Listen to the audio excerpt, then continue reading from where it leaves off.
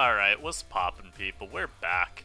And today, I want to go over one of the games from NU Snake Draft's finals. We actually are in a tiebreak currently, and this game happened about half an hour after the tiebreak was posted. So, always love to see people not joining their game until a week after, when it's a tiebreak. But anyhow, we've got ZS here versus T-Linnet. Now, these two played in the normal finals week as well, and T-Linnet won, and I believe advanced at like 9-0 on the season after that win. So naturally, I mean, dude's looking like an unstoppable menace. And ZS, hey, he's no slouch himself. I don't remember what his specific record is, but I'm almost certain he has a winning win rate. So, very good game to see. And as we look at team preview here, we got one very fun-looking team versus one very unpleasant-looking team. ZS has an Altaria, and otherwise has just brought a very normal standard balance. You know, you could replace that Altaria with about 20 different Pokemon, and I wouldn't really think too much differently of the end result. Whereas T-Linnet brought a stall build. And I mean, at first glance, yeah, this team looks moderately annoying for ZS to face, but here's gonna be two kickers in this game. One, T-Linnet has to always keep the Sylveon alive. If his Sylveon goes down ever, then the Altaria Fire Spin traps versus that like entire team. I'd have to do the calcs to confirm that I'm right on that, because there's still an Articuno. You're not Fire Spin trapping that. You're getting freeze dried and smashed. Though admittedly, free switch to Copperajah, so I guess you're still getting Fire Spin trapped. And then the second thing is Copperajah on ZS's team is potentially a really, really big issue. Now, if you want to look at the calcs real quick, we can actually observe why this is the case. So, we know ZS's Copperajah is just a Stealth Rock set, so we can assume it's not got a ton of attack, and I accidentally pressed the wrong set there, my bad. And all the Copperajah right now, just about, are running the Sheer Force, so we'll even adjust for that. Now we even see it revealed in the game that he is Sheer Force, Iron Head. If this Dhelmise is physically defensive, this Mon is getting its attacks eaten up very easily. It's not a big deal. We see in the game that this is not Phys-Def Dhelmise. It's actually specially defensive, and that causes a lot of issues if you're just looking at any possible Copperajah. If this was Assault Vest Copperajah, it's 6-0'd on turn 1. You lead with it, and you win. Because the Dhelmise is not going to be able to keep up with a max attack invested Copperajah without bulk investment into its physical defense. Naturally, you always see physical bulk on Dhelmise because you want to make sure that you're a pretty good, consistent ground value check.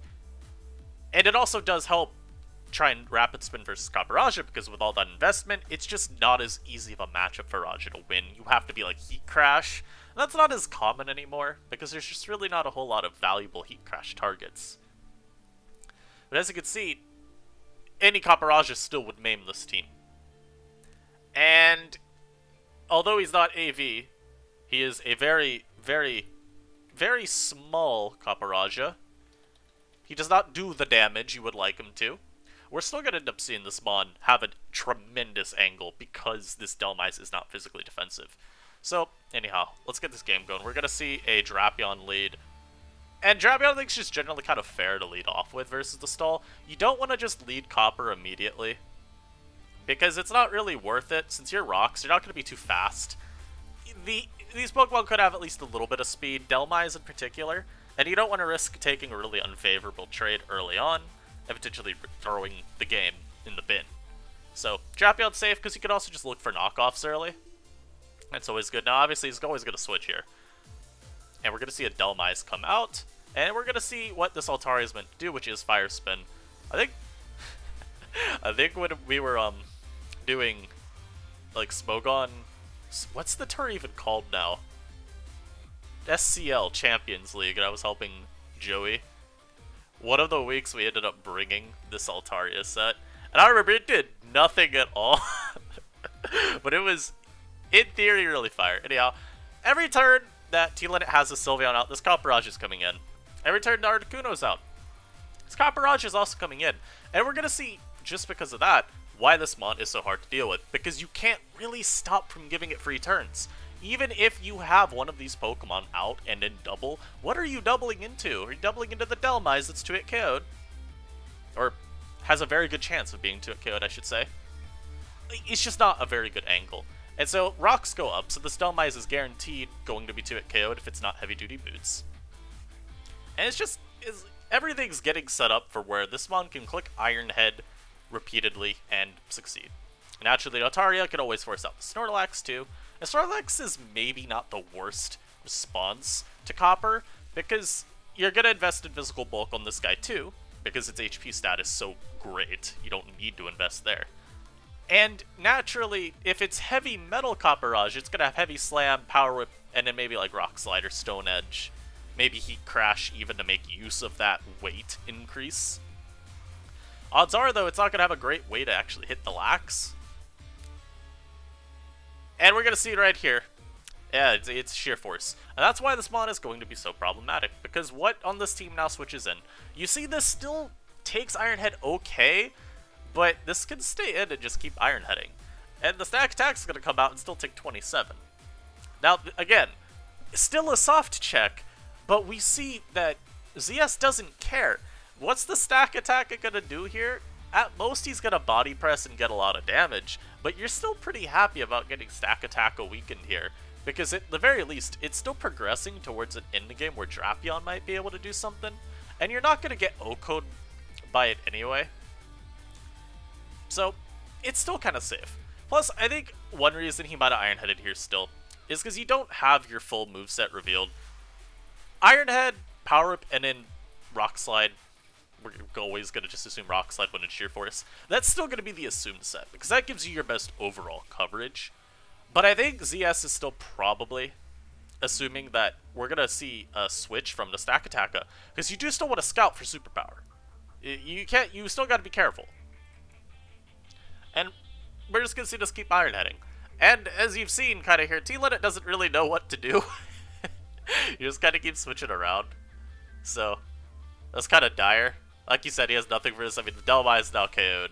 Like you said, is faster. Stealth Rock Copperajah and Dhelmise both are sitting around the same speed benchmark generally. Because Dhelmise gets crept by this always, so it ends up being a matter of who's got a little bit more speed. And yeah, from here, I mean, this is just really trivial.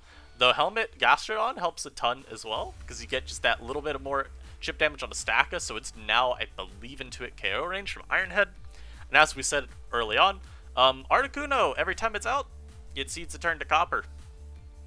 Okay, and I am a little wrong, but here, you just stay in an Iron Head. I'm wrong, you don't stay in an Iron Head. I watched this game this morning, it's okay. It's okay for me to forget. But, naturally, everything is set up now for where Raja can... where Raja can just sweep. I don't know why I was going to try and call it a different Pokemon. But yeah, it's just trivial from here. You're going to see the Drapion Swords dance up. This is a very free knock now. Drapion even could win this. Unfortunately for ZS, he gets frozen here. And that's, I mean, it's not an in-game type of deal. You just don't want to risk then when you go Raja getting frozen again on one of the following two freeze dries. That would be maybe rough, because then the Snorlax comes out. Admittedly, though, he still has Altaria. He could still go for Perish Song and just prevent this. Plus, it's not burned any sleep turns yet. So, not really that dire, but there are instances where it could have been really rough. And yeah, as you can see here, ZS doesn't really have to do too much to win this game from here. I mean, it's just, again, get the Raja back in, Iron Head 3 times, you've won. Congrats. He actually sets up Stealth Rock here. I think he's just trying to make sure that the Wish Pass doesn't happen. Because maybe, like, getting Wish Pass in versus Snorlax introduces some awkward turns, but... I mean, end of the day, if anything, it's more like just guaranteeing that your Iron Head's 3 at KO here, because I think there technically was a damage calc where this gets the min hit 3 times and it doesn't KO. But yeah, I think this is just a great example of why stall is not good in Gen 8, at least for NU. Can't speak to OU. But Stall's just kind of bad down here. Even with a whole bunch of bans of Pokemon that you would say kind of were responsible for why Stall's been bad, whether it be like Goodra or Dragalge, even kind of Indeedee female, there still exist a good amount of Pokemon that put so much pressure on Stall. You know, some that weren't featured in this game, so like Toxicroak is also really good into Stall. Obviously, you have Quagsire, but it could always be Nasty Plot Croak. And yeah, you have Articuno to check that, but you always have to deal with potential Sludge Bomb poisons, and that's not too fun. And even Swords Dance Life Orb Croak. Adamant Life Orb Low Kick does quite a good amount to Quagsire, and it actually does end up forcing it to use recovers a lot more than you would like, so that can force you to just, you know, waste turns doing things you'd rather not be doing. Think about like any other top tier, not even top tier Pokemon, just other mons that are annoying. Golurk's actually another one of them. Especially some of those trick-based sets with like Sticky Barb or Assault Vest. Hey, you can look at Team Linnet's team. A Golurk just dominates this build. Especially because we saw this isn't even itemless, so it can't try to switch into Poltergeist either. You know, something like Exploud can be kind of annoying. If you're able to get like a spike up with Exploud, you start putting a lot of Pokemon in that 2-hit KO range. It's just not very potent in you right now. I do think one consideration that could have been made here is, okay, Team Linnet, you know, maybe have an Aldino instead.